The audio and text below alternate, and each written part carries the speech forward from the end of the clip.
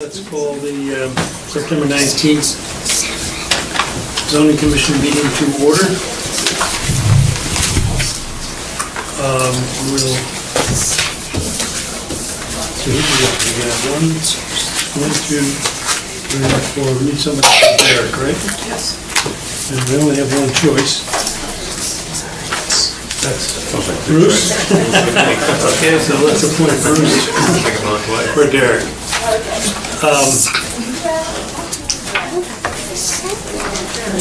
We'll do the minutes in a moment. If you'll notice under pardon? Oh, Derek's here. Okay. Good condition. Good.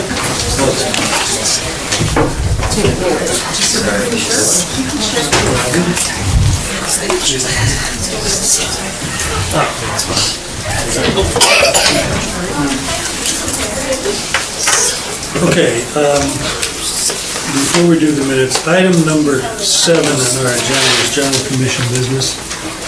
And number 8 is the informal presentation by the Greenwood? Silverman. Confusing. That was the other one. Silverman, right. And I think it might be a good idea to swap those two on our agenda. So we'll deal with the executive session afterward. Gotcha. So, we hear a motion to do that? So moved. Second. All in favor? Aye. Opposed? No. Okay. Okay, let's move to the minutes. We have minutes of the July 25th regular meeting. Any comments or corrections on that set of minutes?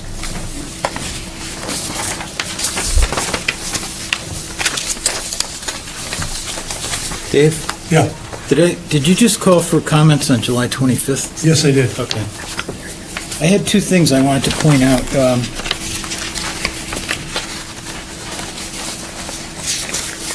On lines 147 and 148,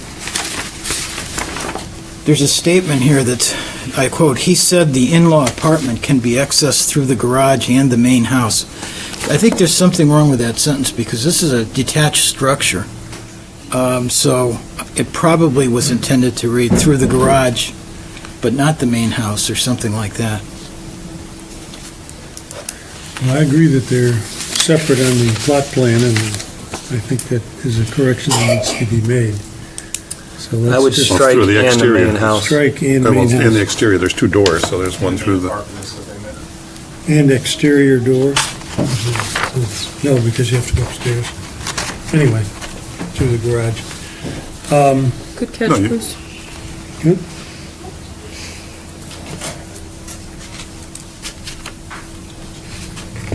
Anything else? Yeah, lines 153 and 154. There's a sentence there that Commissioner Elliott requested the town staff to ask the town attorney to review the application since the structure is a replacement and not an extension. I also asked for the town attorney to clarify whether the proposed building is in the backyard or side yard or both. So I was looking for clarification on 2 points and not just the one. But in that, the town attorney, as I see from the notes, hasn't responded yet. There's probably still time to get the other. Did you get that? Where's our clerk? Thank you. Mike, did you get that? Great. Correction. Anything else? We have a motion to adopt the minutes as corrected. so moved. Second. Moved by Kevin, seconded by Derek. All in favor? Aye. Opposed? Thank you. And we have one other set of minutes, which is the August 29th special meeting. Any comments or corrections about that set of minutes? Hearing none, we'll adopt them as presented.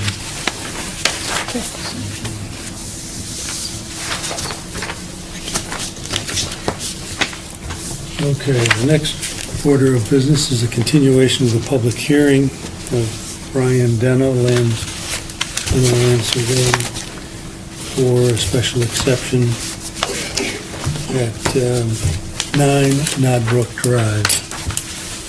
So, yes, sir. Just an administrative matter, with regards to your roll call tonight, you did see Bruce, and then Derek came in as your intent to reseat. We Derek Peterson. released him. I'm sorry. Thank you. This has been designated for assignment. Anyway, so we're on to the public hearing. Anyone wish to speak to this application? Good evening again. For the record, Charles Shimkus from the office of Shimkus, Murphy, and Rosenberger on behalf of Frank Sidoti. With me here this evening is Brian Deno, who is seated to my right, and also Tina Sidoti, as well as Frank's mother-in-law, who is the proposed occupant for the dwelling. I asked that Brian come up and review some of the new submissions that you have as part of your packet, including going through the map and showing you the footprint of what is proposed, what is there currently, the rendering, which you have again as part of your packet, with some dimensions and so forth, the floor plan, and I'll ask Brian to just go through each of those items with you. They should be part of your packets. Thank you. Good evening, I'm Brian Deno from Deno Land Surveying, here to speak on behalf of Frank Sidoti for 9 Nodbrook Road. Since our last meeting, Frank has revised the barn that he wishes to construct to go to a more conventional style that he thinks will fit the neighborhood better. Oh, we have those. You have- I have it. And do you have the floor plan that they would ask for? The new barn has the same footprint as the proposed one from earlier, 48 feet long by 32 feet deep. So you can have double parking in the garage and park all those vehicles inside along with this boat to get rid of that situation of having a boat outside all winter. The proposed barn is like 27 and a half feet tall. The existing structure, I believe, is 17 as it sits now. And this will replace the existing structure with a smaller footprint. The existing barn is shown in red on the plan, and the new barn is shown crosshatched. It's shorter and not as deep as the existing barn, but it will be taller. The new footprint is 1536 square feet, and the existing footprint is 1,856 square feet. It will still be served by an on-site well and public sewer. And one change we did make, the question came up last time, is the barn in the side yard, is it in front of the house? This property, actually, its frontage is on Climax Road. On the subdivision plan, this is shown as the front yard, and this is the rear yard. So the proposed structure and the existing garage are both behind the building.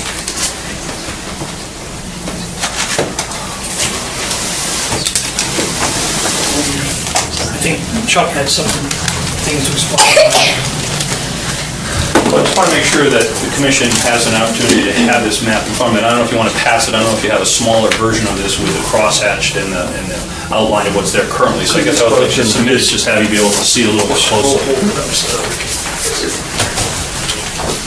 And that was one of the questions brought up last time. So could you come here and explain what you just said again? So we've got Climax over here, just so everybody This is a understands. 9.5 acre lot, Right, which has its legal frontage on Climax Road. okay. So the front building line is 50 feet off Climax Road, and the rear yard is back here. So Okay. the front of the house, even though the house is turned backwards, the front yard is here. So in my opinion, the barn is legally behind the house.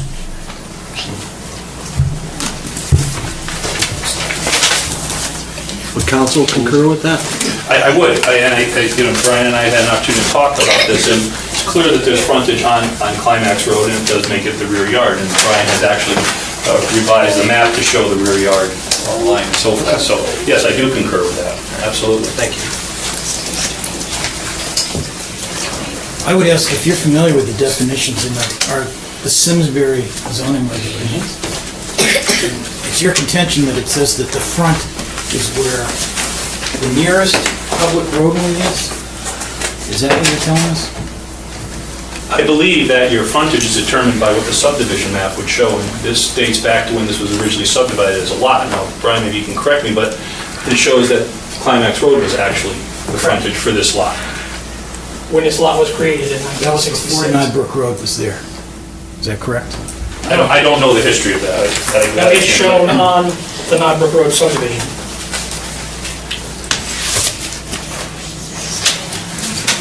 Well, I don't want to interrupt the flow of your testimony Sure. here. It's my sense that it's the road that the driveway hits that's determined by our regulations to be the front. I have a difference of opinion on it at this point. Here's a map that's on file with the town that shows the subdivision, the entire Nodbrook Road subdivision, and it shows the front yard for this lot on Climax Road. There's a 50-foot building lot, as shown on the subdivision.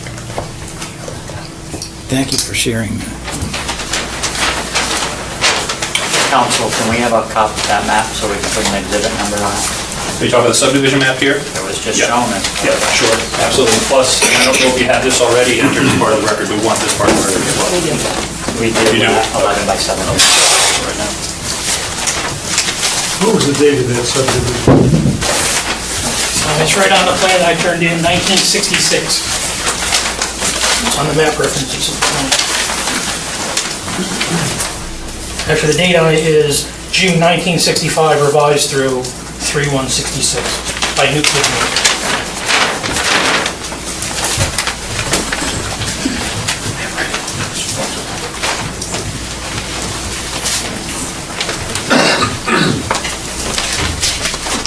Now, as the commission will recall, my client is trying to convert this garage into a dwelling, accessory dwelling, so that he can have his mother-in-law and father-in-law live there. The commission may have reviewed certain letters, representations by third parties, which frankly I think are creating a lot of noise, a lot of misinformation with respect to what the true intention of my client is. He's here to tell you tonight that he is going to use this accessory building for housing of his in-laws. And he has even said that he will restrict and ask that the commission, if they wish to condition their approval on that he can only use it for family members, he's willing to agree to that. So any representation by third parties saying, well, this is now going to create a rental unit is just unfounded. And frankly, it's misinformation that's not appropriate for this commission, frankly, to consider when we have the applicant here ready to make a representation and certainly willing to allow a condition on the approval. I also would ask that the commission review its standards, review its ordinances with respect to what is required in order to go ahead and seek approval for an accessory dwelling. Again, there's a lot of information that's being bandied about by third parties that just doesn't really have any truth attached to them. My client is here to certainly answer any questions that the commission has, but we have provided a letter from a traffic engineer to show that there's absolutely no impact to the traffic in the neighborhood. We've provided a letter from an appraiser to say that there's no diminishment in value to the surrounding properties as a result of what my client is trying to do here in creating this accessory dwelling for his in-laws. You know, my client has a 9.5-acre parcel. This is not a small piece of property where he's seeking to put a large building and take up a fairly large footprint on the size of his lot. He has a very large property. He is seeking simply to convert the garage that he has there right now into effectively an accessory building which has the same or a little bit actually smaller footprint than the current structure that's there right now.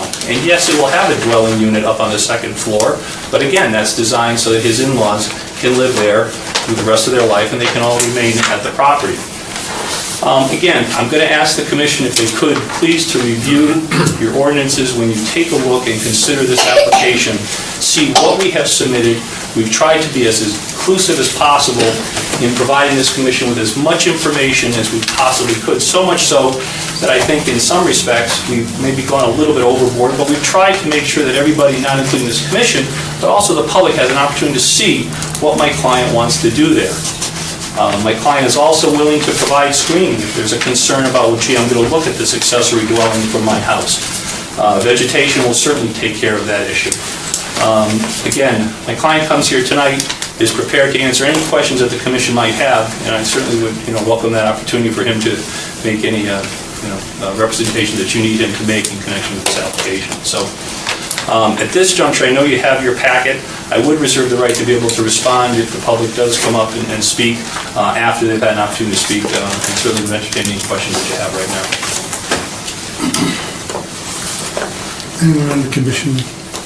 Yeah, I would just respectfully note, Counselor, that we're not able to condition our approval on a special exception, so if the intent is to,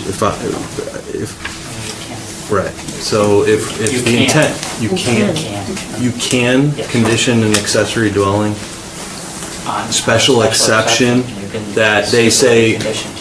that only, it runs with the land, correct? Just So clear. they can't say that it could only apply to a family member. I think what the applicant potentially can do to clarify this is to amend their application that they're proposing an accessory dwelling unit for particular to someone who is related to the owner of the home. And then that clarifies what they're applying for. Well, when they sell the home, that condition no longer applies. If it's part of the approval and part of the application, it applies. It does not run with, permits run with the land. I would like clarity on that. I think that's a difficult thing to consider. I don't think we're able to consider You can do that. that. But in It's not any for Bob.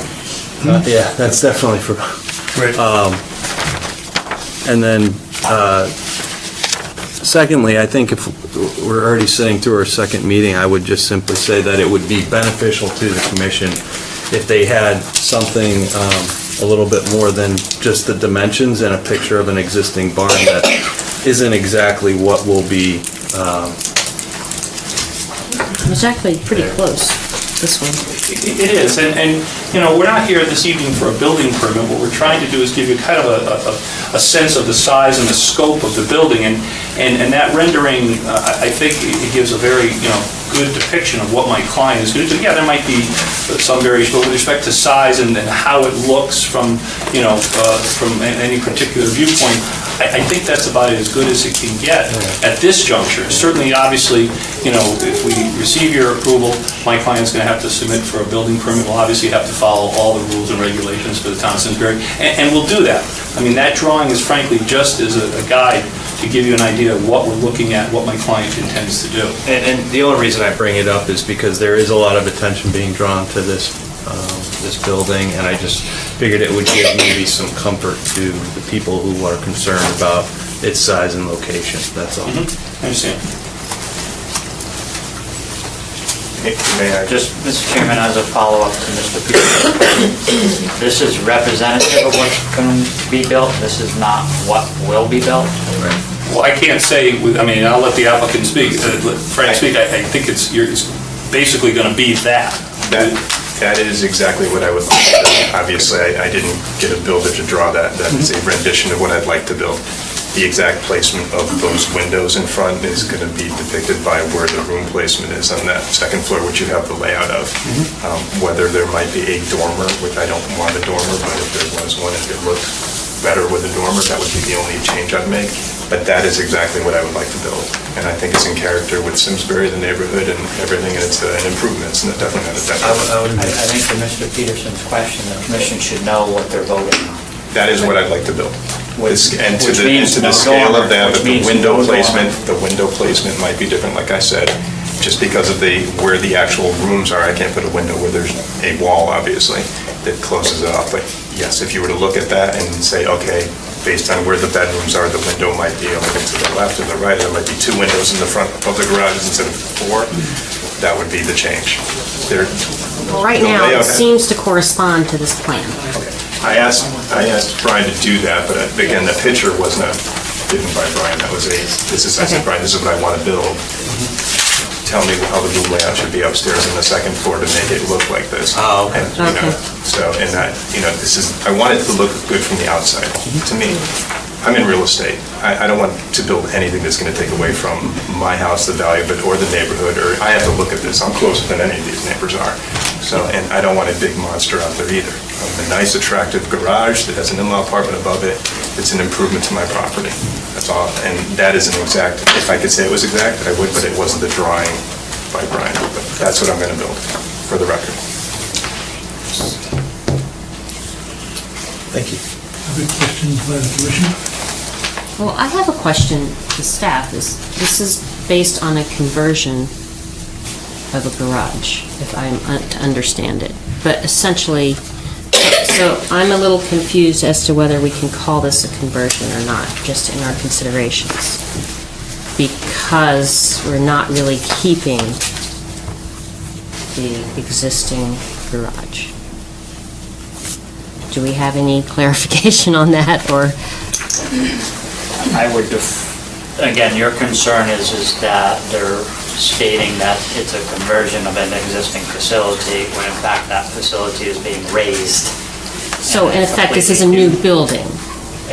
That the existing Perhaps. building will be raised, and a new building shows up in its place. So is that a conversion or a replacement? I would lean towards it is a replacement or a new building on the property, and not a conversion of an existing building. And then are there different considerations that need to be considered because we're now, we have a new building versus a conversion? I mean, that would be a You question. can discuss that with legal counsel. And maybe I'm reading the ordinance probably, but to me, when you use the word conversion, you're talking about you're converting effectively the use of this building. And that's effectively happening, whether we're raising it and putting another building there, or taking the building and adding on to it. We're actually converting the use of it from just a garage to a garage and a living space. So to me, it seems to me that it is a conversion. How you get there, to me, is a matter of semantics, quite frankly. If we were to just go ahead and stick build on top of the garage right now and end up with that same structure, does that make it any better or more palatable to the commission? It seems to me it's the same thing. Well, it's important, I think, to note that it's not, the footprint isn't expanding on the, I imagine, a slab, or is there a It's slab actually on top? contracting a little bit. Right. Yeah. It's a new slab. Well, it's new construction. There's no reality about it. I think the biggest problem with this picture is as much as this is what you like to build, you've said yourself that you can't guarantee that everything's going to lay out the same. And we have a lot of people with applications that come forward here, and they're deciding whether to put a 9-light window in or a 6-light window. We vote on one or the other. Brian said that he did lay it out so it would fit, so. So what I'm saying is, if this is not what you're going to build, guaranteed, absolutely, because you're talking about dormers, you're talking about the windows may not lay out the same. I don't know how we can vote on something that we don't know But we don't exactly have what the it is. specifics. Do the windows line up with the way we put up the Yes. hearing? Then that is exactly what I will build. For That's the representation For the made record. to this commission. For the record. So that you can vote on it. We just have to understand our, I do, once we... I'm giving you everything you need. Yeah, no, what I'm saying is, once we make these exceptions, if we do make these exceptions... I understand. And that would be what I would have to Whether build. a year down the road or 3 years down the road, you know that yourself. No, I understand completely. I do. And that is what I want to build. And Brian says he's already made sure that the windows line up with the rooms. I see no reason that I would change that at all. It's beautiful, in my opinion. I'd rather live in that than some of the houses in my neighborhood. Any more questions from the members of the commission? The real estate letter, is that not today's packet? There was a letter from the appraiser that was part of the original package. I didn't recognize that. I just don't know how, one time we have an appraiser that says they don't impact, and another time we have an engineer. We don't have two letters. We only have No, we got I a don't know. letter, but I haven't seen any other letter from anybody else that contradicted that letter. But why sometimes Realtor says these kind of apartments do impact, and why someone else? This is not a realtor, this is an It's an appraiser. appraiser. It's a licensed appraiser. Those are two different things. We have had people who have appeared as realtors and given their opinion. An appraiser is a different responsibility, I think. Correct. So again, we would just ask that we have an opportunity to speak again after the public's had an opportunity to speak to this commission. Now, anyone from the public like to speak to this application? Hi, my name is Lenore Lynch, L-Y-N-C-H. I live at 12 Nodbrook Drive. First, to address the Climax Road or Nodbrook Drive. If your mail is delivered to Nodbrook Drive, your address is 9 Nodbrook Drive, your garbage is picked up at Nodbrook Drive, and your driveway empties onto Nodbrook Drive, I think it's duplicitous to say that your house fronts onto Climax. The back of their house faces Climax, the front of it faces their driveway, which comes out onto Nodbrook Drive. That's not true. I'm sorry? My front of my house faces down the road, not at any Mr. street. Chairman, just for clarity. I'm sorry. This isn't a question and answer. If the people speaking could address the commission and the people in the audience could respectfully allow the presentation to occur. The back of the house essentially does not face our area. It faces either Climax or some other direction, but very clearly, the house is presented as being 9 Nodbrook Drive. The address is 9 Nodbrook Drive. I feel terrible about the intention of this building. I mean, I understand that people want their in-laws to live, but it's my understanding that building code doesn't address intention of building or why something is being built. An accessory building, based on my readings, is supposed to be incidental and subordinate to the main dwelling. In this case, we have a building which is 2-story, 27 feet high. It's going to be 3,000 square feet in total of, if you took the 2 floors separately, a 1,500 square foot floor. The main house is 3,400 square feet. I don't know how that can be considered incidental or subordinate to the main dwelling. It faces, if you walk out their front door, you will walk to that building. If you look at the lot plan, that their driveway leads up to the garage, and then their house is over to the side. It's not in the back of the house, and it's not to the side of the house. I am quite concerned about, the fact that the bulk and the height of this garage will be a second house on the lot. And I know that this has started to be perceived as a battle between individual neighbors. It's not. It's entirely possible that this group would decide that it doesn't meet standard based on its merits. That it's not about people arguing or neighbors arguing. It simply doesn't meet code. And that's a possibility. And I think that to pretend that it's neighbors pitting neighbors against someone else, it's not. I've lived in this neighborhood for 20 years, and I really like it, and I want my house value to stay the same. I've raised 4 children there. This is my home, and I resent the fact that suddenly it's being, in a neighborhood issue, being portrayed as people being pitted against each other. It simply, to my mind, doesn't meet code. I just don't understand, and the notion that people will be put out on the street if this 3,000 square foot structure can't be built, that's disingenuous. There are other alternatives. So I really hope that people can tone it down a little bit and recognize that this is simply about meeting building code. And if it doesn't, it doesn't. And I think that for those of us who want to protect our property value, we're hoping that the commission will look at all angles of it and say, does this meet the letter of the law? And if it doesn't, it's a special exemption. Some of them don't have it. And it's not individual people who are trying to target you or hurt you. It's we're protecting our major investment. Would you address the commission, please? I'm sorry. We're trying to protect our major investment. And it's not personal. It's simply that building codes are written to protect people, and I would like to be protected. Thank you. I'd like to speak, please. Bob Duguay, 11 Nodbrook Drive. Bob, can you keep it to 5 minutes, please? I'll try. I have a right to make a case, as I It took understand. 42 minutes in the last public Okay, hearing, that's so I probably- think you've had your, Thank you. I Say. probably deserve tonight as much as the number 9 is taking, I'll say that much. I commend Mrs. McNeil, Mrs. Lenore Lynch. This is not neighbor against neighbor. I have nothing particular against Frank Sedati or anybody at Nodbrook Drive. This is about code. I don't care who lives there. I don't want a 3,000 square foot structure in my backyard. The only good thing about this the new photograph they've shown today is that they're apparently only, I had to look at from across, 10 windows instead of 16 on the original one. Mr. Shimkus is doing a good job at minimizing and presenting what this structure is.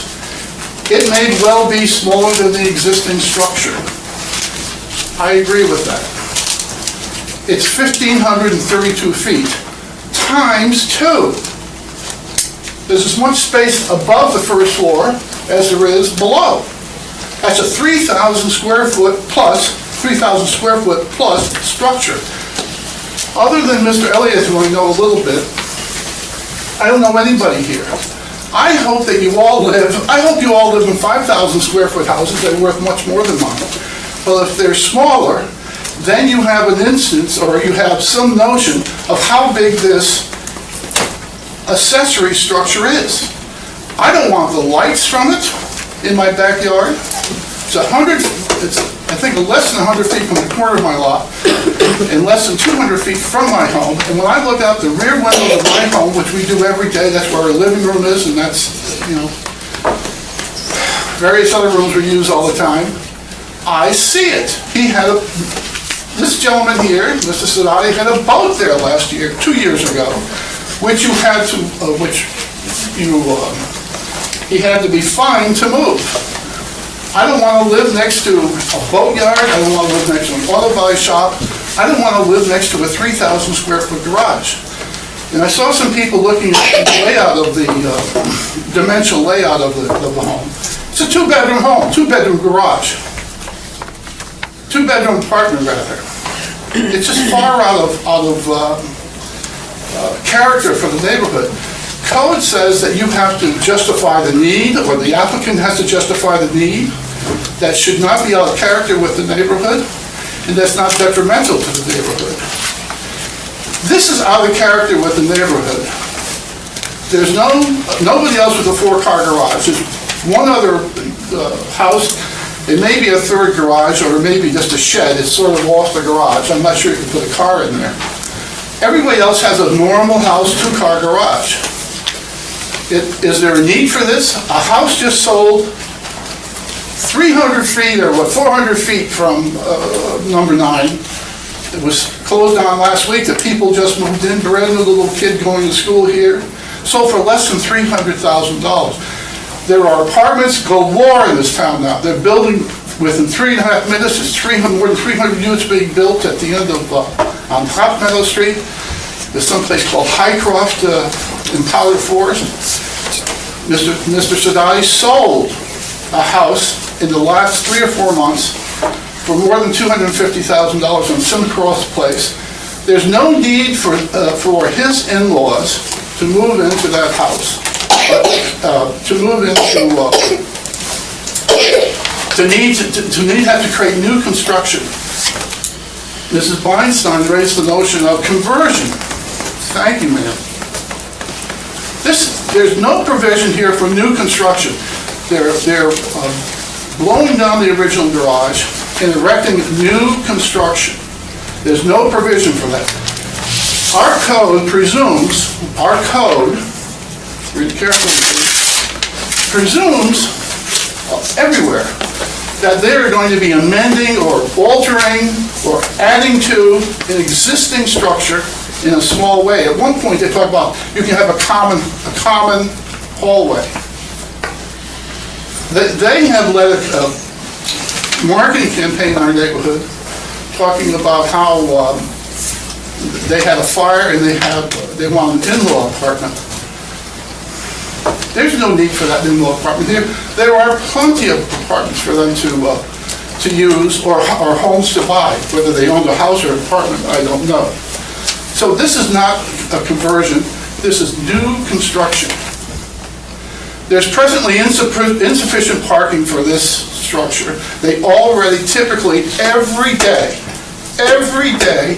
park in their forest, half on their forest, half on their bituminous paving.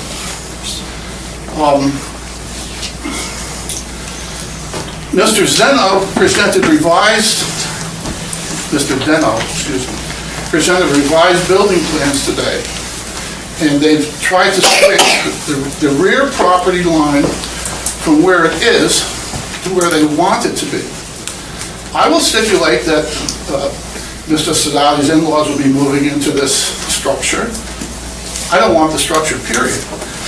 But according to code, their rear building line is a function of where their house is in relation to the nearest public road and/or where their driveway is.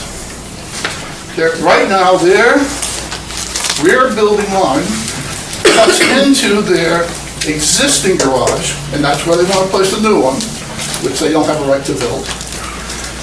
And it even is more exaggerated when you add their porch on, which is proper. The rear building line, according to code, stems from a line parallel to the existing street. Yes, at one point, their house was called number 27 Climax, the address was 27 Climax Road. And if you look, you can see the vague impressions of a driveway now go through everybody's backyard towards Climax Road. And if it was still there, we go to the middle, through the middle of 32 Climax Road or something. So the driveway is no longer there. They own frontage on Climax Road. I can stipulate that. But their address is 9 Northwood Drive. That's where they get their mail, et cetera, et cetera. This proposal is detrimental to the character of our neighborhood. It will not help values, it will hurt values. A 2,400 square foot home just sold for less than $300,000 on my street, and that was the price about 30 years ago. I know, because I bought one. One of our jobs is to enforce, one of your jobs, in my judgment, is to enforce code and preserve the integrity of our neighborhood. If we, this is just a rental, regardless of who's living in it. Nice people, I'm sure. It's just a rental, regardless of who's living in it. If we want to degrade the value of properties in Simsbury, keep authorizing rental units. And once you set the precedent for one, every time somebody wants some additional money, some additional revenue, they're going to ask for a rental unit, and there's not much you can do. Could you wrap it up in about 7 minutes? I have really finished. Thank you very much. Does anybody have any questions of me? I'm here to make testimony. Thank you. Okay, thank you. Someone else like to address? My name is Mary Beth Pinney, and I live at 7 Northwood Drive. There's an easement on our property, which is their driveway. And my husband and myself, my husband can't be here, but we just want to state for the record that we're looking forward to the construction. We're looking forward to the old dwelling coming down, the new dwelling being put up. It's going to be pretty. It would be well kept. They maintain their property, and they're quiet neighbors. And none of us is going to live forever. I think if we can just take care of each other while we have the time, my husband and I look forward to it. So we're not opposed, we're in favor. Thank you. Thank you.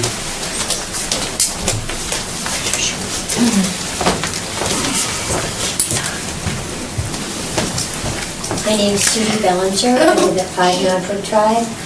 Been there close to 18 years. I think it'll be a lovely addition to the neighborhood. Frank and Lena are excellent neighbors. Trying to help family members. I don't know what all the breakfast is about. I think it's going to be a beautiful building. And me and my husband are not against it at all. I wish my husband could be here with me, but, we're totally in approval of what they're trying to do. And in terms of people seeing boats and whatnot, their property is so far down, I just guess I have to disagree with some of the earlier comments stated, but I've never...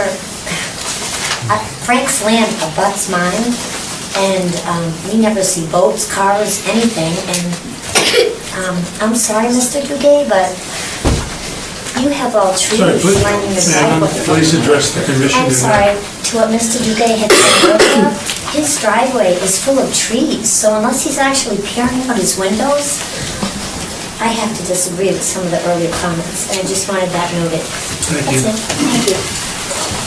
Because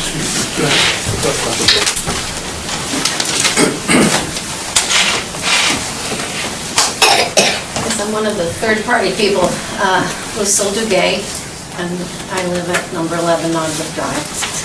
And I agree with, Lee Lynch that this is not about being adversarial.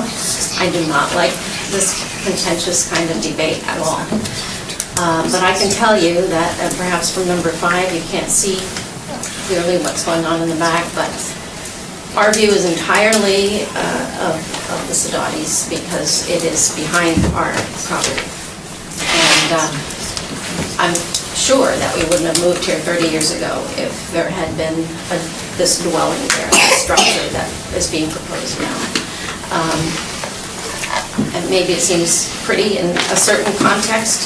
It's not going to be pretty looking out of my rear window any more than it was pretty looking at the boat, the recreational vehicles, listening to the dogs, the roosters. All of this has gone on for years. And there has been, unfortunately, a lack of concern by Mr. Sidoti about his neighbors. I certainly have felt it, including going way back when a tree from that property fell on our house, injured our daughter, caused our house to be condemned for a period of time. We had to move out, and we had 4 months of construction. Never did Mr. Sidoti approach us about that, apologize for roosters, dogs, recreational vehicles, boats, or anything else. So my concern is, and I think it's been touched upon here, I guess I feel a lack of trust that this is going to be built the way it's being portrayed here tonight. And it's certainly going to take away from my privacy and my quality of life. Thank you.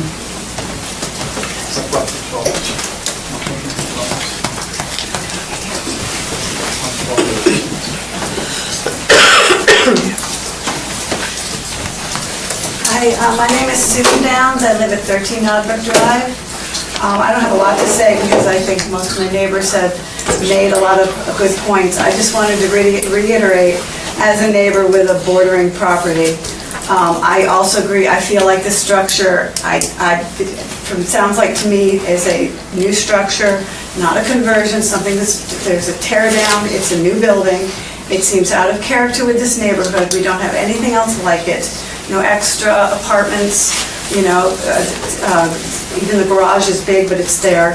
But it's large, it's not in character with the neighborhood. It sets a precedent for other types of development, other types of larger buildings being built. And I'm really concerned in the long run about the purpose of this property. Yes, people will live there now, but I know they're talking about making stipulations, but in the long run, for value of the property, this is not an upstairs apartment that people are going to live in, elderly people are going to live in for a long time, and there's going to have to be a purpose for it in the long run, an apartment, whether it's going to be rental or a office, and we'll be back here in a few years. I'm concerned for some board for a variance on that. So I'm really concerned about the size, it being out of character, and its purpose, and it's setting a precedent. Thanks. Thank you.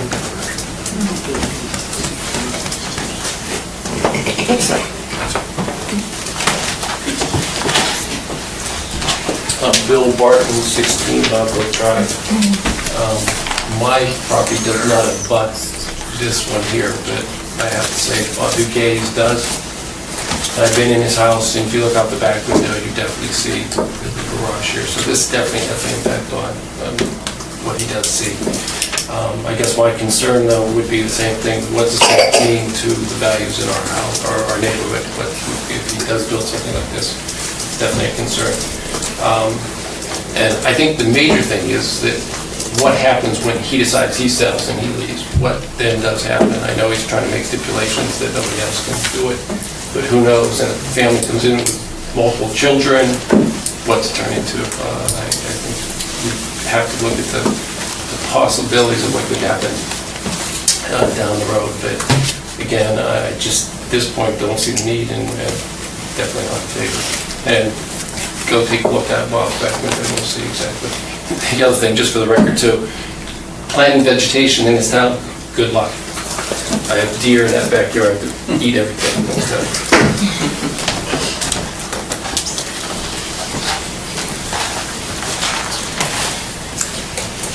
Anyone else care to speak to this application? Mr. Chairman, may I give? I don't think there's anybody else, is it? No, this isn't a debate, Counselor. No, but I would like to give some more information to the commission. Okay. One of the things that I said when I first walked up here was to ask that the commission look at your ordinances, review your ordinances when you consider this application. And I'm going to reiterate that thought, because one of the things I think that's getting lost in the translation here is that Mr. Sidoti has a right to have an accessory building of the same size on his property. We're here to discuss whether or not that building can be used as an accessory dwelling. Mr. Sidoti wanted to build this garage in the exact same dimensions and size of what he's proposing, and in fact even larger. He would have a right to do that, provided he met the building code. And I believe that he would be able to do that, given he has a approximately 9-acre parcel here. He's not going to have any problem with density, rear yard, side yard, in order to build that structure. So what we're really talking about is conversion of an accessory building into a second dwelling. We've done everything we can with this commission to represent that we're not looking to make this into a two-family property. We're looking to make this into an accessory dwelling with a family member to live in that structure on the second floor. We talk about square footage. Well, the square footage is times 2. The dwelling itself is only half of the total square footage. The other part is for the garage.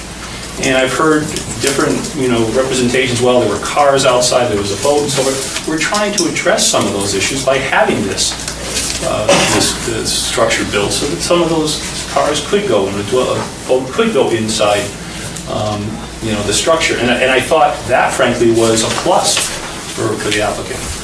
But again, I think we need to focus on your ordinances, that this is a conversion to a dwelling use. It's not the fact that, hey, it's a big building and gee, we don't like the fact that it's a big building. He can build a big building if he chooses to build a big building. He can't put someone in there until he has your special exception approval, but he can build this structure tomorrow. And we're not here for that. And I certainly am not insensitive to the neighborhood, nor is my client. I sat in the same seat that you've sat in for 14 years in West Hartford. I was on the zoning board, spent lots of time looking at the neighborhoods, and I am certainly sensitive to their concerns. I can tell you that Mr. Sidoti on this large parcel is going to screen it adequately. He's going to make this a beautiful structure. He's not looking to diminish the values of the neighborhood, and certainly not looking to diminish the value of his property. If this structure was going to do that, he wouldn't do it, because it obviously affects him more than anybody in the neighborhood. So we come here this evening tonight asking for this approval of your special exception to convert to a dwelling accessory building. Not asking about, well, gee, is this too big, is it too small? We're asking for the conversion, and I think that's what we've shown that. I can't speak with any particularity as to the issue about the front yard and the rear yard. I can only tell you, based on my experience in zoning, is that if you are on a corner lot and you have two frontages, you have the right to pick your front yard and your rear yard and your side yard, based on what you choose to do. I know that's the way we did in West Hartford. I can't speak, I wasn't prepared to speak about Simsbury, whether you adopt the same view of what is your front yard, rear yard. But Mr. Deno has proposed a new plan that shows that it is in fact in his rear yard. As to the issue of the conversion, I think that it's clear that we are converting this structure into a garage and a dwelling unit.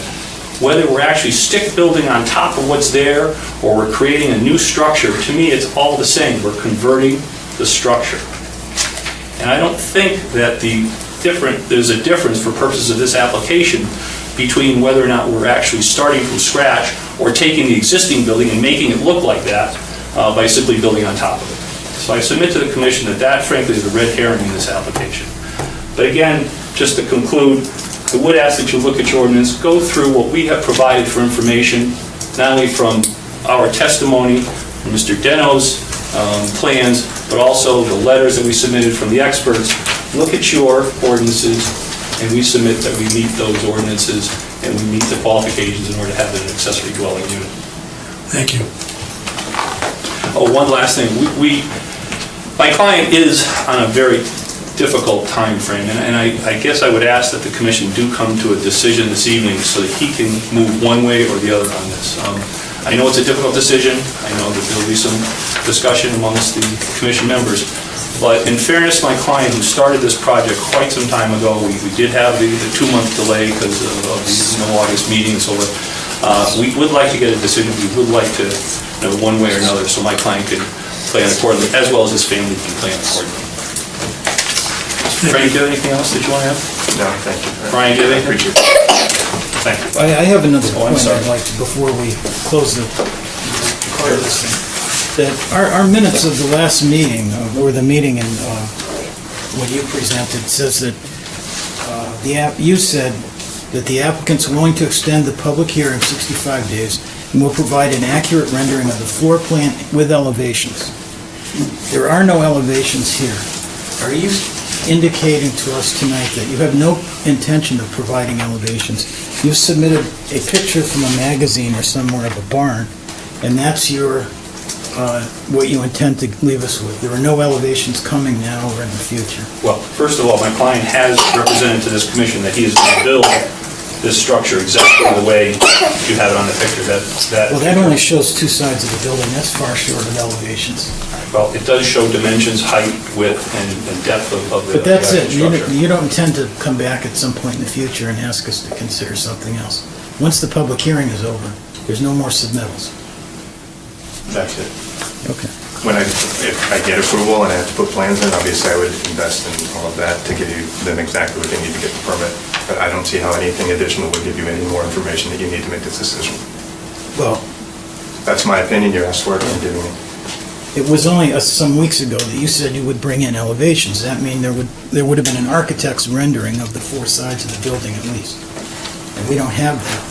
You didn't say you wouldn't do that when we had this I frankly conversation. You think said you would do it, now you're saying you're making a substitution.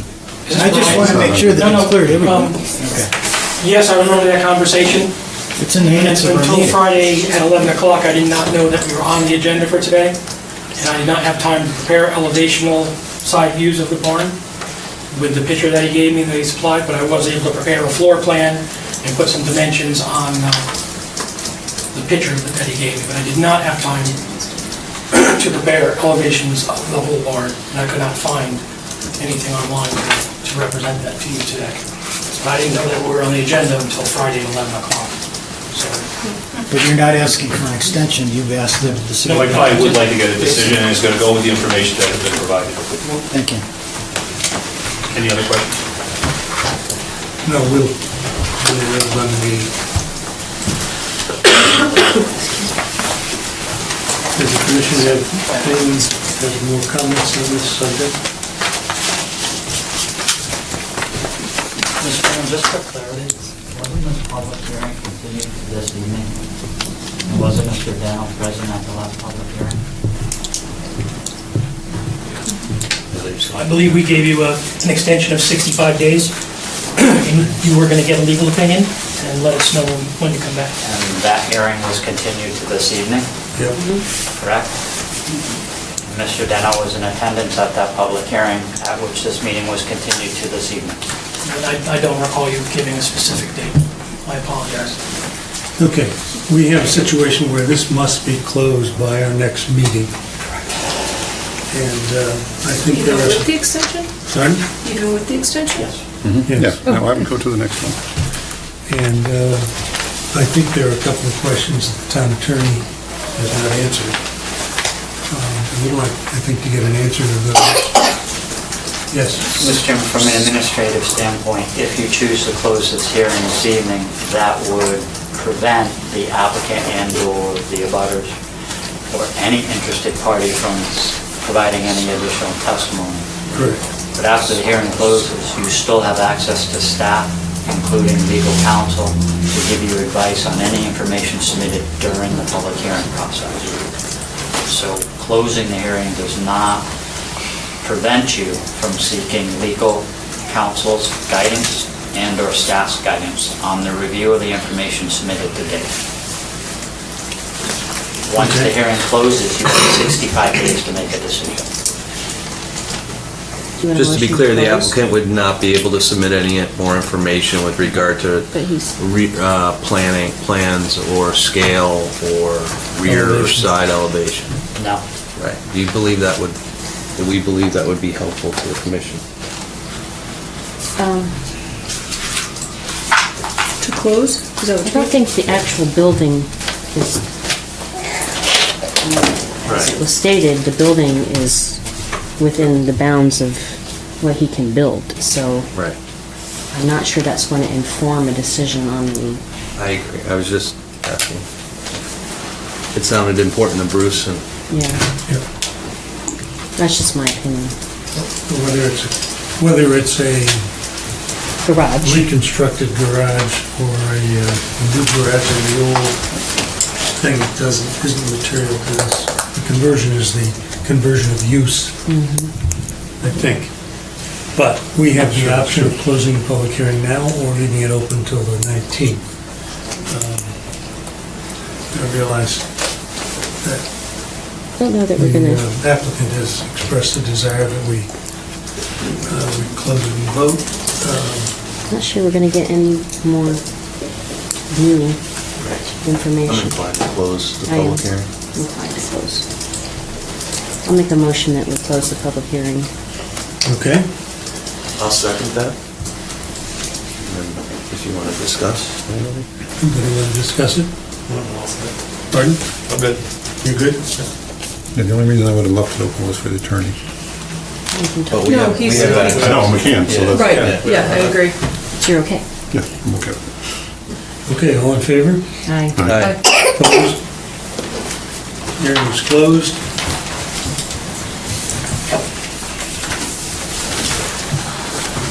And due to the, well, I guess that ends item 4.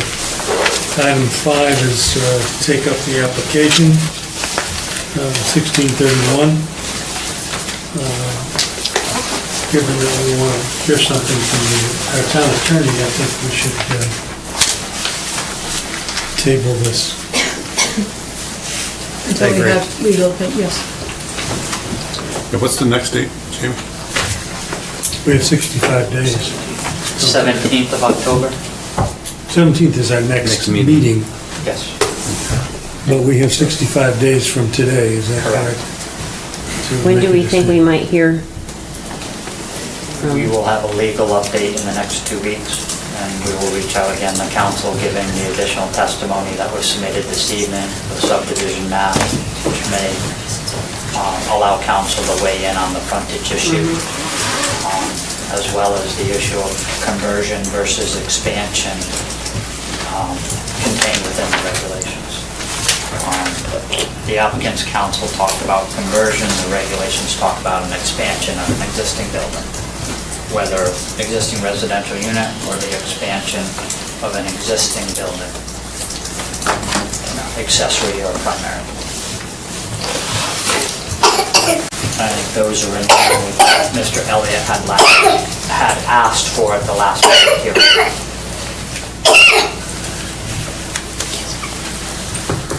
We all So agree? we need to Need a vote on the motion? table, or... Motion to table it till the next, Yeah, then I'll move that we table it to the next meeting. Which is October. October 17th. Second. 19th, I believe, according to this. Says The next 19th here, meeting. but- Well, that's when it needs to be closed by, so. our Well, we meeting might closed the fall. public hearing. No, we just Oh, want to know what the date of the yeah, next yeah. meeting is. That was, Did you confirm that? it is the 19th, right? That's our next meeting. 17th. 17th? Okay, good, thank you. So the motion is to table to the 17th. Okay, I second it. seconded by Donna. All in favor? Aye. Aye. Opposed? Okay.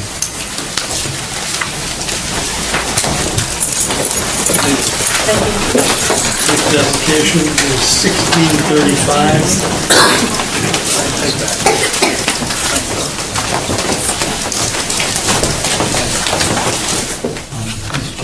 regards to application 1635, we received correspondence from Phase Zero Design representing Mitchell Auto Group requesting that the commission table any action on the application pending their additional submission of information regarding site design.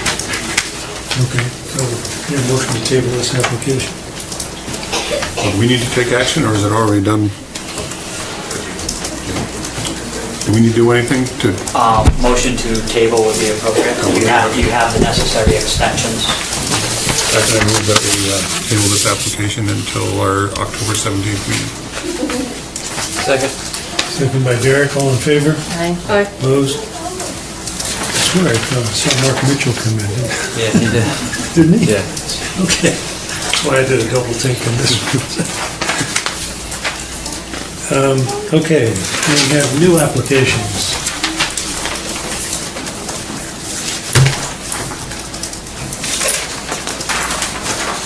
Robert Bork, we have two text amendment applications, 1639, 1640, which are text amendments to modify the farm uses permitted in a farm. And I think what we have to do is open a public hearing set a date to open a public hearing for these two. So would we be setting the date of the next meeting? We could do it then, or we have to open it by the 18th, so. But yet that's of November. Mr. Chairman, would be staff's recommendation to set a hearing for October 17th. Okay, and these two applications. Make a motion that we set the public hearing for application number 1639 to our October 17th meeting. And 16. I was going to do them as separate motions. Okay, all right. Second. Okay, all in favor? Aye. Opposed? And Mr. Chairman, regarding application 1640, I make the recommendation that we postpone until public hearing, set the public hearing, on our October 17th meeting. Second. Second by Donna, all in favor? Aye. Opposed? Okay. Application 1641. For a change from cast in place to an extruded concrete curb. And this is at the apartments in the south end of town. Good evening. My name is Ron Baumchen. I'm a professional engineer with Fussin O'Neill. And we're here tonight to present a site plan change modification to what you had originally approved in 2015 for this project. As you know, maybe you don't, it's in the middle of construction now. All the foundations are in, a lot of the utilities are in already. We went through the design process, the permitting process, construction document process, and between all of that, we did some value engineering as well. And what we'd like to do is value engineer some of the items that won't aesthetically deter from the project. So we identified this curbing here to go from the cast-in-place concrete curb, which is over here, to an extruded concrete curb. The finished product, what you actually see, is almost identical. Nobody's going to be able to see the difference between the two. It's how it's constructed. You can see the cast-in-place has a full depth, goes down about a foot below grade, anchors it in place. The extruded gets it adhesive below it and placed on the binder course, the base course I mean, which adheres it to that asphalt. I got some pictures here that will show you how the two are constructed.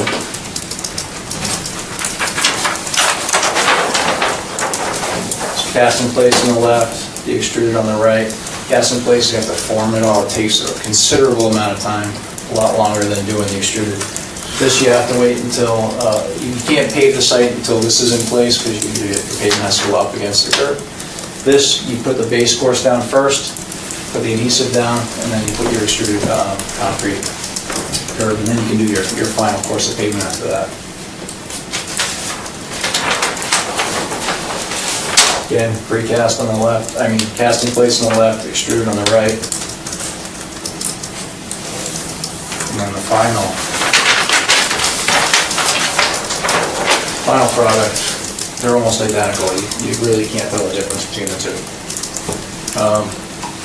Jamie had some concerns, if I may, about the maintenance, the durability of this. If a plow hits either one of these, it's gonna crack it. It may move it. With extruded concrete, we believe that it's a lot easier to fix, repair. You can easily take a section out, get the extruded concrete extractor in, form that concrete curb, and it looks good as new. With the cast in place, you're almost patching some curbs, so it's going to look a little different. If the full depth has to be reconstructed, you're basically tearing up a section of road, patching the pavement, doing pavement repair, and then forming your new curb in place. With the extruded, it's a lot easier, a lot quicker to make those repairs. Eli is with me tonight. He's with Garden Homes. They're the developers, the owners of this project.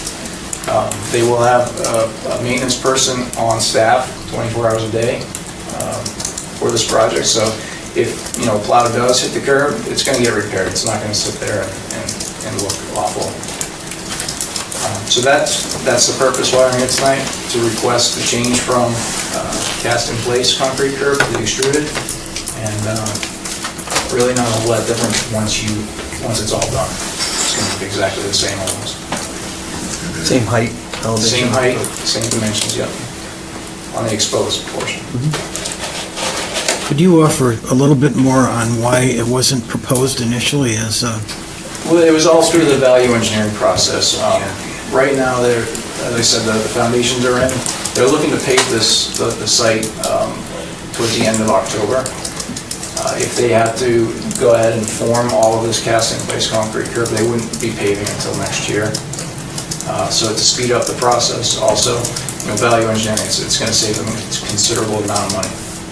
But why would you propose the other in the first place then? Was there a benefit to proposing?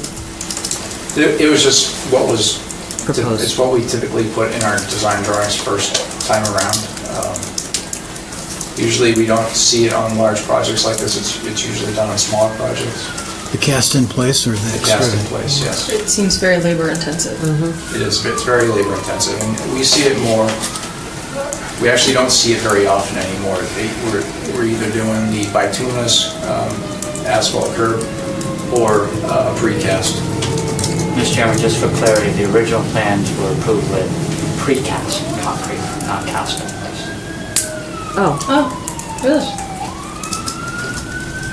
Okay. Well, is there some misunderstanding here? I thought he just said it was I believe proposed. The approved plans had cast in place. But not precast? No, cast in place. Extruded cast in place? Sounds like we're out of our depth. No I think, the look is the same. I think the biggest concern is the maintenance of it. And with the person on staff 24 hours a day to see these, they're not going to let the place go. They're going to make the repairs and fix it right. But why would it need any more repairs than the other? Down underground, once it's on top. He's just saying if a plow were to hit either one of them, would one hold up better than the other? It seems like it'd be easier to fix the ones they're proposing now. Right. And the look is the same. More That's the consistent look if you fixed it. Mr. Chairman, just for clarity, Yes. aesthetically, the look will be the same. Right. Durability, full depth is more durable than extruded stick down. Our regulations, as well as our public improvement specifications, are silent on which one is acceptable or not acceptable. Powder forest was approved with stick down extruded. You have other sites in town with granite, and you have other sites in town with cast in place, as well as full depth.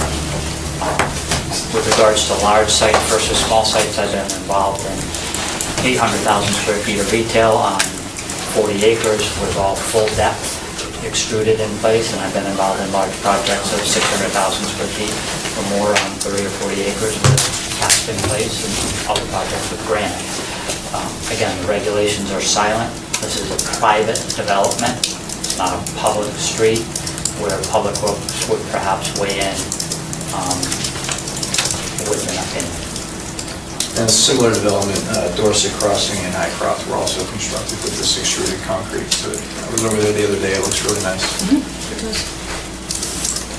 Also, Design Review did approve the aesthetic component of the switch from extruded full depth to the stick down. More questions? I guess just administratively, is this the type of change order, will we typically see something come in like this when we're talking about visually, and maybe there's a question of integrity of the actual curving, but,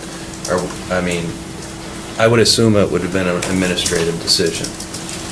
This isn't a major change in plan. Would you consider it that? It's a major change. It's probably a six-figure change to the construction costs, as well as change in durability. If it was... Is it defined as a major change? And again, not knowing how the commission's handled this in the past, I was comfortable having them come back to the commission. Also, this project was not approved with the condition staff has been recommending you approve project with, that minor changes to the site plan that do not jeopardize the overall integrity of the design. Staff can handle that. This did not have that there, so I did not feel comfortable as your staff to making this call because you approved it as X. Without that, if we went to do zoning compliance, it wouldn't comply with the plans. Appreciate that. In the future, we may handle it differently. Sure. Or plus or minus. Make a motion? Yeah, Mr. Chairman, regarding Stick down.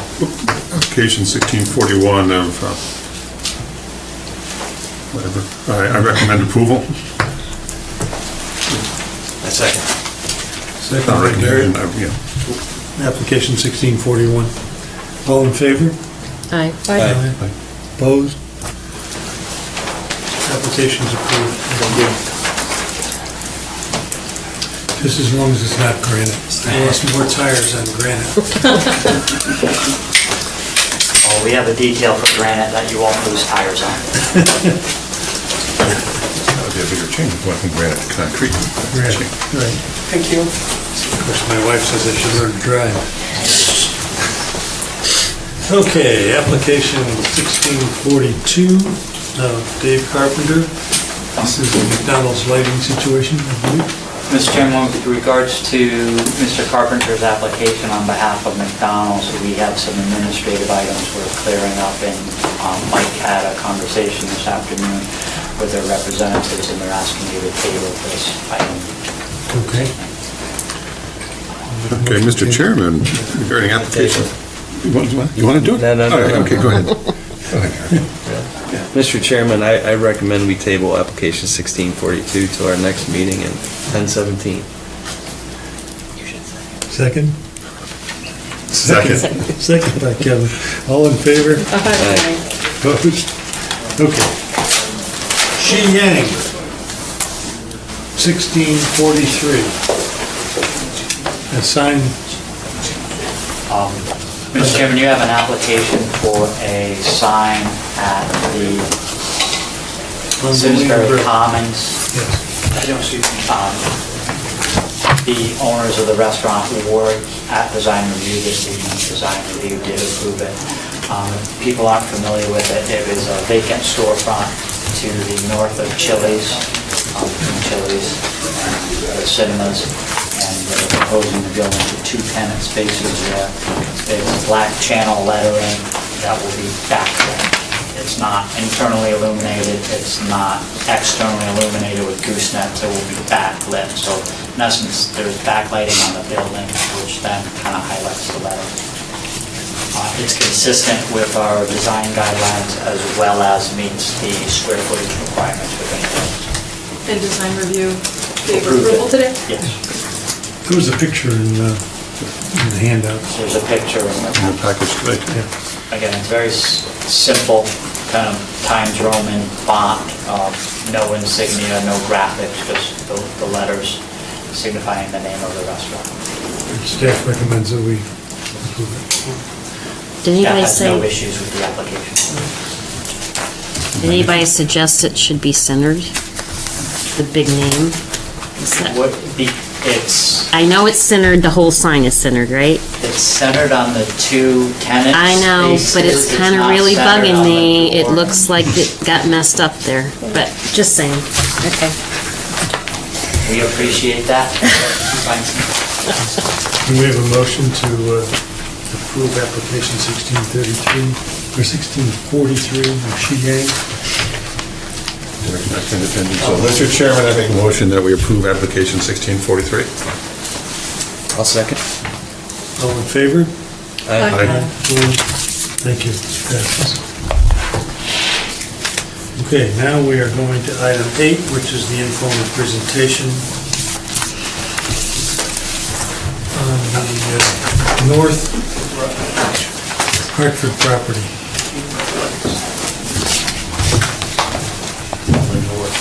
North, the 48. We switched to, Yeah, he's it. He is it? oh, okay. The one that we wanted to make sure there was site plan approval for. All right. Well.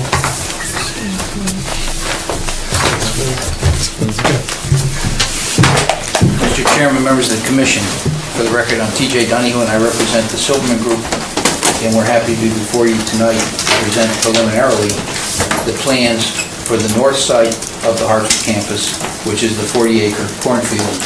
And tonight, we have with us Dan Lacey, who's the representative of Silverman here in charge of the project. Spent a lot of time in Simsbury recently. Paul Vitaliano of VHB and Rod Sawicki, the engineers who have the drawings. We want to just lay it out in front of you and show you what we're planning to do. We hope to be in with a formal application in October, and we look forward to it. And it's a, it's going to replace a very significant component of Simsbury, and it's going to be a very significant investment by the Silverman Group. This is an investment that they intend to hold long, most of it, and we'll give you a preliminary, and we'd be very anxious for any questions and comments. Thanks, TJ. Good evening. Once again, my name is Paul Italiano. I'm a civil engineer with VHB, located in Wethersfield, Connecticut. As TJ mentioned, we're here specifically for the north, what's called Hartford North. It's outlined in the form-based code. What you see in front of you is an aerial shot. You can see where the former Hartford campus was, and the highlighted area is the 40-acre farm field, which you can see the outline, basically where the field was. It's bordered by Minister Brook to the south, Farmington River obviously to the east, and Route 10 to the west. And basically our development's going to stay within those limits of that farm field for the most part, and we're very excited to show you that plan tonight for the first time. And keeping in mind that the form-based code obviously was very thought out, very specific, and we feel that we stayed within the parameters outlined there as far as designing a walkable community, something with the density that's outlined in that code, and some of the particulars such as the roadway network and the sections and things like that. So that's what I'd like to touch on today a little bit.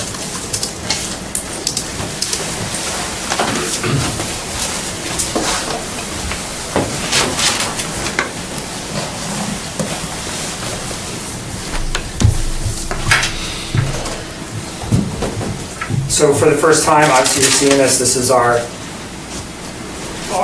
layout plan. I'm showing basically our master plan level type layout of the uses and the road networks and whatnot.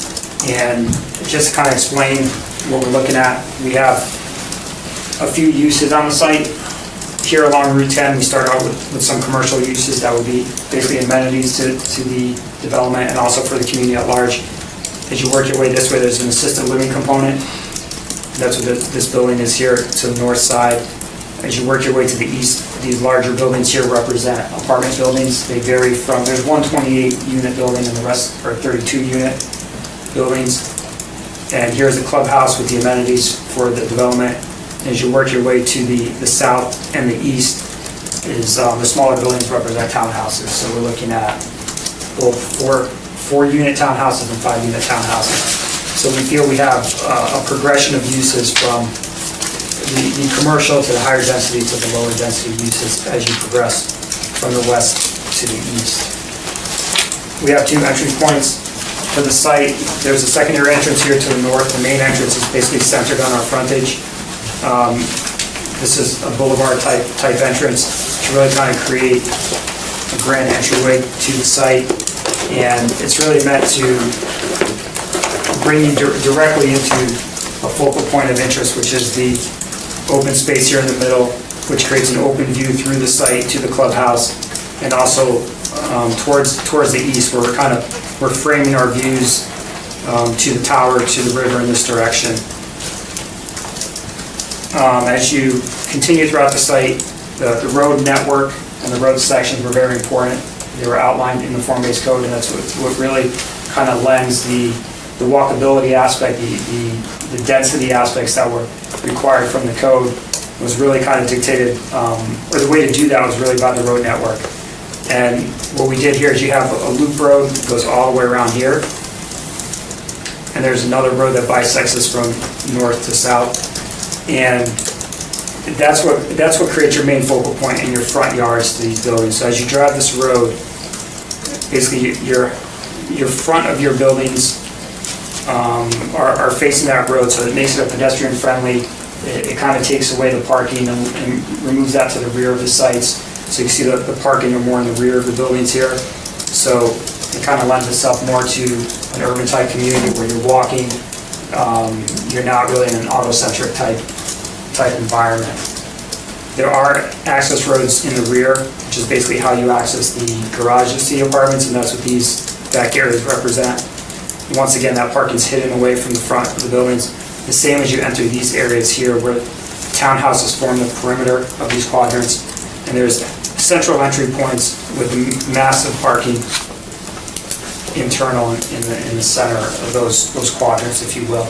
There's also a few different road types. There's some alleyways here, which kind of isolate the rear of these townhouses here, take them away from the main road, but also the fronts of those buildings are also within the main loop.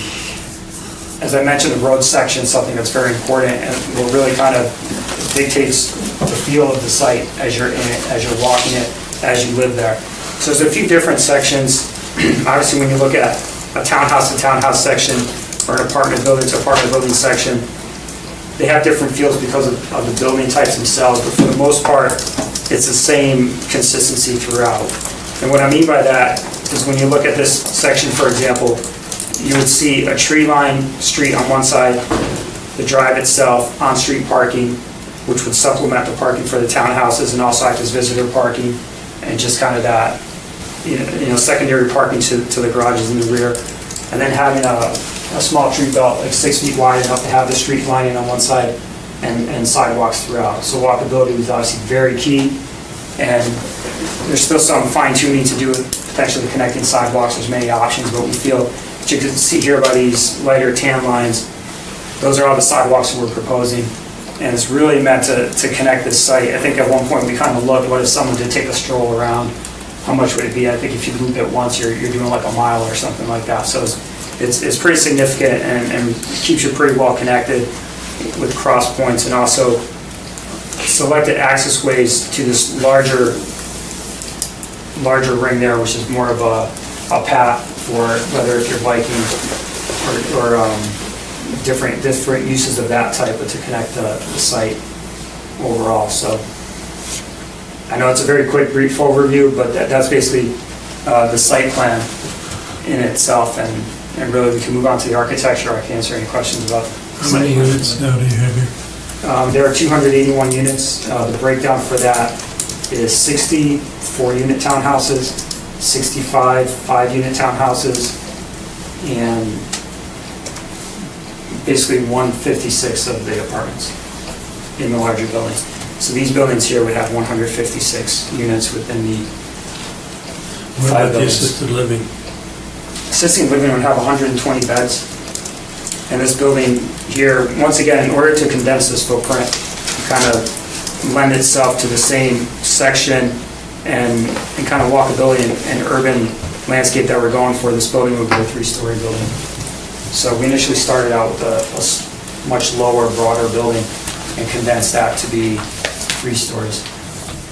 You're blocking this thing when you lean over there. Apologize. Point to stuff. Could you show me again Sure. where the assisted living facility is? Yes, I apologize, sir. This building right here is the assisted living. And that's going to be 3 stories, you just This said? would be 3 stories, correct. So the initial components that I mentioned were the commercial down here, so basically, whether it's bank, restaurant, thing of that nature. Out front here, the assisted living to the north. These larger buildings represent the apartments, and if you work your way to the east and the south, the townhouses are the other buildings. Is there any garages, or is this all surface parking? There's no garages separate from the buildings. The townhouses and the apartments do have parking within. For the townhouses, it's all located in the rear. It's parking for 1 car per unit. There's the 1 car in the garage and there's space behind it for another space. And then there's, as I mentioned, the perimeter parking. What we've done, we've created these quadrants here. There's masses of parking here, and there. The ratio actually turns out to be 2.1 per unit.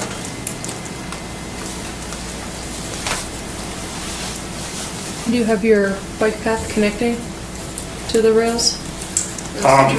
Right now, our bike path is being shown ending at the edge of the wetland buffers.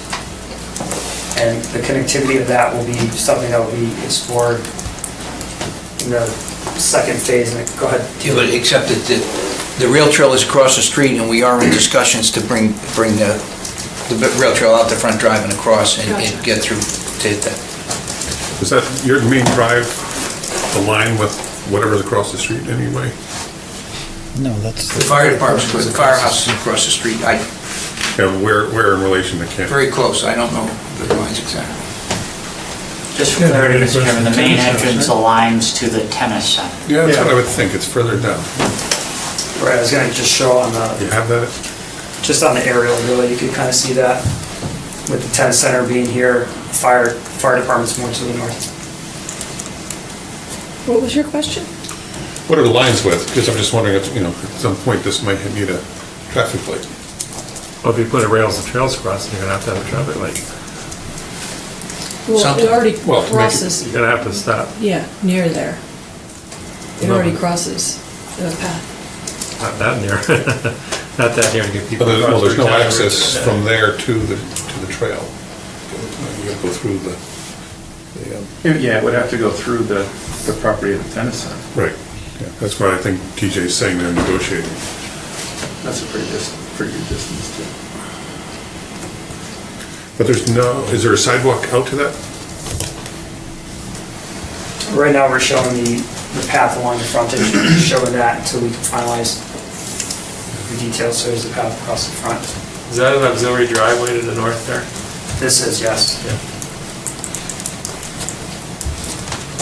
But it will be open for travel? Yes, yes. It's our secondary access egress, yes.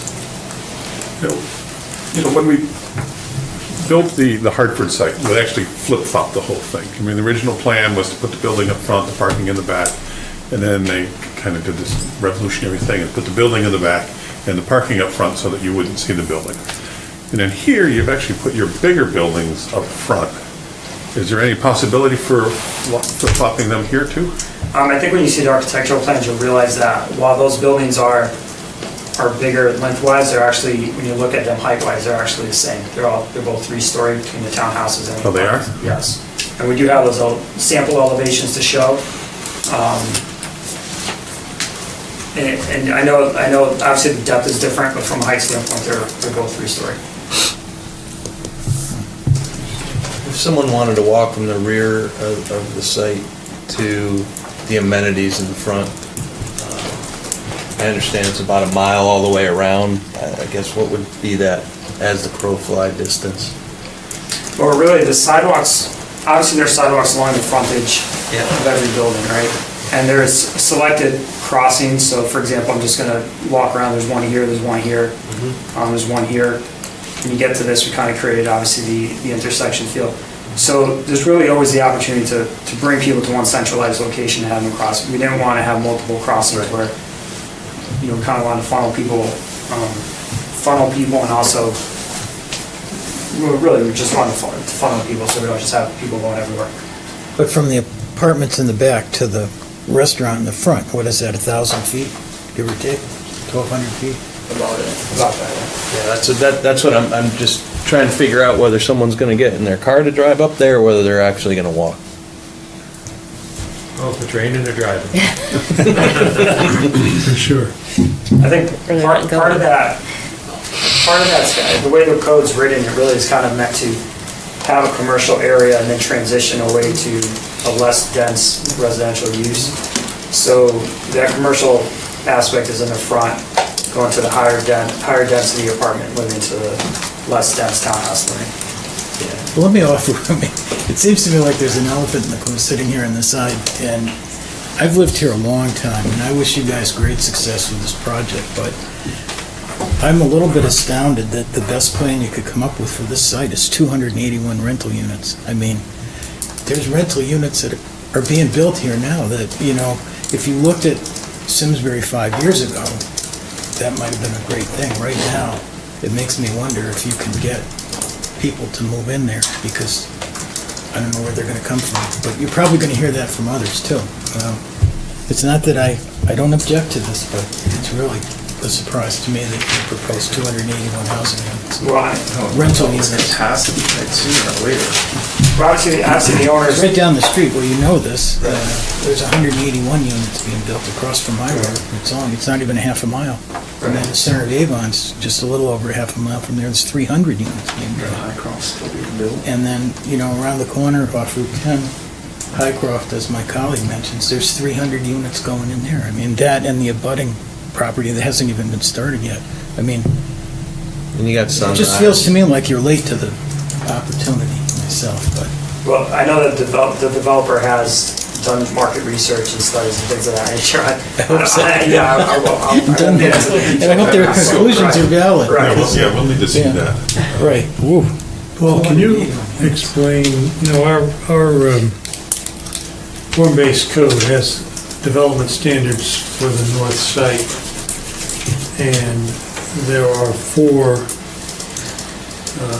standards: neighborhood commercial, neighborhood transition, neighborhood, and cluster neighborhood. Can you explain where and how these fit in this design?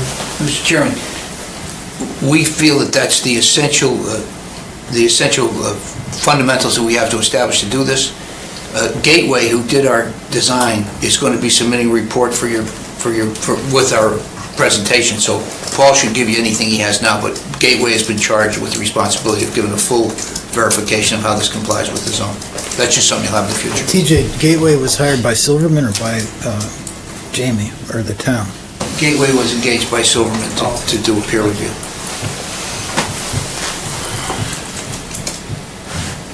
Get off the hook. Thank you. Do you know if there's potential to add more commercial space here? I'd have to ask the developer that question. I think right now, really from a space standpoint, really what you're looking at from the number of units that we have and the assisted living component, there's really maybe just a little bit of land space that would be in the front, but right now, to make the numbers work and what, once again, that market analysis shows, this is really the plan that we're comfortable with proceeding with. I know that when we were doing the discussion of the form-based code, most of the attention was on the Hartford property itself and whether or not the building itself could be saved, and that has been demolished, I believe. And the question here was, at the point was, well, the north property, I don't know, we could end up with all apartments there. And I remember that discussion and us being concerned about what we might see, and there was kind of hope that the form-based code would end up with something other than, garden apartments and high density. Which this isn't, and the high density is really a traditional neighborhood, design neighborhood. This plan doesn't begin to give you an adequate view of what the streetscape will be like and what, Commissioner Peterson asked about walking. It's basically 400-foot quadrants which you can, so you got 800 feet to walk from the back apartment to the, that's 2 blocks in New York City, and it's a very substantial design, it's a very significant investment, it's over $50 million of investment in the town, and the owner and the developer is going to maintain and own 3/4 of that as a personal investment. They're going to start right away, they're not relying on the bank. I mean, it is a huge investment, it's replacing a significant displacement of Simsbury Grand List, and we wanted to get it out before you, and we want to talk it through with you. There are no marketing studies that say that any retail would come there or go there now. I mean, that's the bottom line. I mean, so, and holding, in answer to your observation, the 650,000 square foot beautiful building is gone. Totally gone. There's nothing left of it. It is gone, and it is a long asset that the Silverman Group is going to do something significant with. But this was the opportunity to do an investment to start, and this is what it is. What's happening on the south portion? All the buildings are gone. It's off the grand list, and there's some grading and stuff left, but there's a lot of planning to do, and this is the first bite that they're taking. They're going to make this investment in town and move on. One of the things it says in this form-based code document is that there would be a master plan that would cover both north and south, and then there's some areas where it seems you can flesh out each area separately. We have some concepts on the south, but that's not the requirement. The plan says that you can do a plan for the north and the south, and it very clearly gives the owner and the developer an opportunity to do north or south as separate entities, which is our option and what we're doing. But we will have some ideas and plans to show you, but this is the north site. Right. And the zoning regularly calls for either north or south. It doesn't call for a joint plan. It's not clear. Some places it looks like it says we should have both. But in any event, we're happy to have somebody who wants to invest in our community, and we need to look and see how it can fit and be made into something that adds to the community. So. Do you want to show the elevations? Thank you. When I tried this at DRV, the easel collapsed, so bear with me.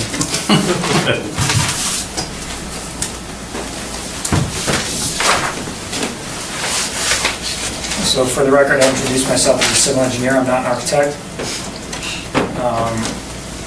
But I'll put these up here. We will have our architect with us when we're here in October. We'll have in a full palette and everything else that you would want. So this plan basically represents options for the townhouses. And really what we're trying to show is that there's going to be variations between them, whether it's color or material or things of that nature. These are really just samplings of what could be. Obviously the intent is to mix it up and have not have it look like every building's a copy of the other. What you see in front of you is basically the 4 and the 5 unit. Did I get that right? Or these both 5. So, and it's really just showing some of the architectural treatments. The architect did drive around town a little bit, look at photographs of what was in town, understanding New England and the character of Simsbury, and try to come up with with architectural plans that will complement that and be something that obviously the community would be proud of and looks like it belongs in Simsbury. So that's what this plan represents. So the townhouses are 3-story units? They're all 3 stories, yeah, same as your apartments. And actually, this plan will show that. This plan will put that in perspective as well. Did design review have any recommendations? Designer, I'm sorry, it's a question there? Yeah. Very brief, but design review did say that they liked the apartment building. They didn't get into particulars, but they did say that they liked the apartment building. So the board that you see before you now, the top is the apartment, and the bottom represents, basically it's the same townhouse as we were just looking at. So to answer your question, or to confirm it, it's the same, basically the same height. But the apartments are one floor. Each apartment is on 1 floor, whereas the townhouses are 3 floors. Correct. So basically, this apartment would be 4 units, vertically, 4 units. whereas the apartments, all but one of the buildings are 32 units, and one of them's 28. So what's your market you're targeting? What price point do you know? I mean, high teens, upper twos. And the townhouses are rented as well? Yes. How big are most of the apartments? They're on average a little over 1,000 feet, 1,100 feet. The townhomes go up to 1,500 over.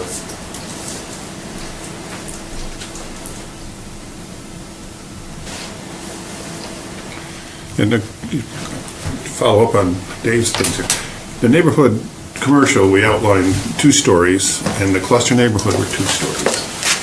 So is there nothing in this that's 2 stories? There is not, no. Right, so it isn't in conformance with the plan. Well, I'm sorry, from the residential standpoint, there isn't. Obviously, the retail and the clubhouse are obviously not 3-story. Okay, that's... The memo, as Attorney Donahue stated, that the memo from the planning company will get more into how this proposal meets the code and things of that nature. It looks like it doesn't meet the Yeah, it sounds like it'll be very creative. Maybe just have somebody look into that. But those are the guys that wrote the code, writing their explanation, so. But. so what's the setback on the road for some of these, and how is it going to affect the view of the mountain? Has anybody looked into that? Design review commented on that tonight. We have discussed it. It is going to impact the view. The overall design, Commissioner Post, is to create a frame view shed through the center of the site, right up to the tower and the mountain, for those entering the site, but also for those passing by. But it will impact the view. Yeah, and that's the other piece. It says here, building height shall be subject to view analysis of the ridge and tower from, so that was very much a concern of ours. Yeah, we'll have an analysis for you. Okay.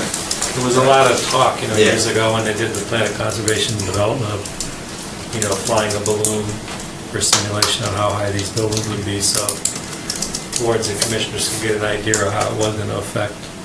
We're going to try to get some exhibits. That's why it's in exhibits. that plan and in the plan of conservation and development. Well, my recollection is the garden apartments down across from Lincoln Lane that I'm so familiar with, the design concept down there was to preserve the upper 200 feet of the ridge line. I don't know where the 200 feet came from, but that was a design strategy, and I wasn't on the commission at the time it was approved. I assume they met that, but I wonder if that notion might be tested in a later presentation here. If those buildings in the front, and I know, having driven by there thousands of times over the years, the land rises right at the front edge on Hot Meadow Street, so the structures closest to Hot Meadow Street have, in a sense, the disadvantage. The land is slightly higher there, so the 3 stories has potentially more impact than, on other areas of the total tract of land that was purchased by the Silverman Group. There are lower areas along Route 10 than that, but it is what it is. I'd be interested to see that question of, with the way it's laid out here, do you still see 200 feet of that ridge line? I mean, first of all, just as TJ mentioned, we were made aware of the sensitivity of that issue early on, so it's definitely not a surprise to us. Everyone's made that very clear. Just kind of, your comment about the topography is true, but on a site this large, it's very easy to lose that front 6 feet and move it over somewhere else, so we still haven't worked out those grading details. We will. We're discussing internally how best to demonstrate that view and what to do, but as TJ mentioned very clear, the views obviously will be impacted. Right now you have a clear and obstructed view, and the only way to maintain that view is to not really develop anything. So what we're trying to do is to either focus the views and enhance the views that in certain spots, and that's what we understand we have to demonstrate that. And that's part of the reason, a very major reason, not just part of this entry boulevard right into the green, into the clubhouse, having lower townhouses here and a green here, is for that view shed in this direction. That was very intentional in this design. Jamie, will we have design review comments for next meeting? For when they present? Again, design review saw this same things you saw, so they saw, in essence, one-dimensional drawings. Their concerns were scale and how the buildings relate to the street, which they didn't see this evening. Also taking, in essence, those one-dimensional elevations and bringing them into a more three-dimensional, realistic view of how the site and how the buildings interact with the street and how the street interacts with the building. There were comments made about tree-lined streets. Some of the streets are completely tree-lined, others have trees on one side. Again, they're still responsible to prepare a master plan. Right. These are small components of that entire document. And as well as some of the comments tonight, design review was concerned about the view shed and how this development will impact the view from Hot Meadow. Do you have street sections? We did prepare some, we did not bring them tonight since we were just trying to get some initial thoughts. However, as I mentioned before, we knew that the street section was a very important component of how to create the type of feel we're trying to do here, so we did create them. And we'll be happy to present them next time, of course. The northern boundary there are condominiums, the Riverwalk condominium complex is there. Do you know, I mean, it's not on the map, and so maybe your knowledge is limited to just that site. How far are those buildings from the boundary? That's a great question. I mean, let me ask my colleague one moment. Are we 20 feet off the property line? The drive-out is about 20 feet. All right, just to kind of put in perspective, that does not answer your question about the buildings. Yeah. But this here, we're a 20-foot buffer from our property line. So, right here. So you can see there's obviously some green space there.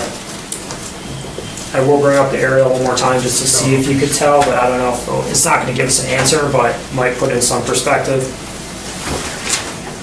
And you can see that the buildings are right here, so we could definitely have that answer for you next time. Well, we'll see. We'll have a graphic for you on that.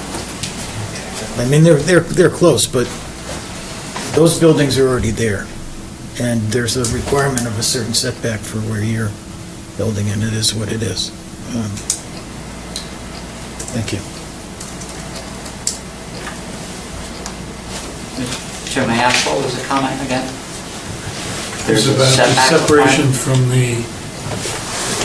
the condominium next door. Setback from the property line. On the north side of Riverwalk. They're going to build as close as they can. I mean, the way this is laid out, I would imagine 20 feet is the minimum requirement. Or you would have put it There closer. actually is no minimum. I think it's listed as flexible on the chart. Oh, So it's for up to us to find that. So that 20 foot is 30. Now I'm being told it's 30, just went up 10 feet. So basically that's what's providing that grass walk buffer from that property line. And then obviously keep in mind that the CA building then is another 60, 70 feet plus away from that. And there's a mature tree line at the moment right. on that neighboring property. So that's almost 100 feet from our building to property line, and then whatever's on the neighbor as well, in addition to that. Thank you. Thank you. Any more questions? I'm good. Nope. Thanks. I don't see any boat storage for people who want to have kayaks or canoes back there somewhere. But That's the other end of town. okay. Thank you very much. Thank you. I appreciate you taking half an hour.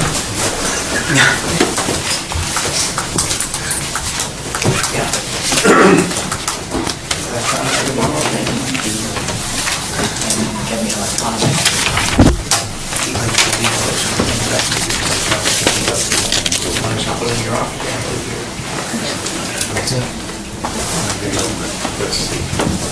I pulled it out tonight and I got it.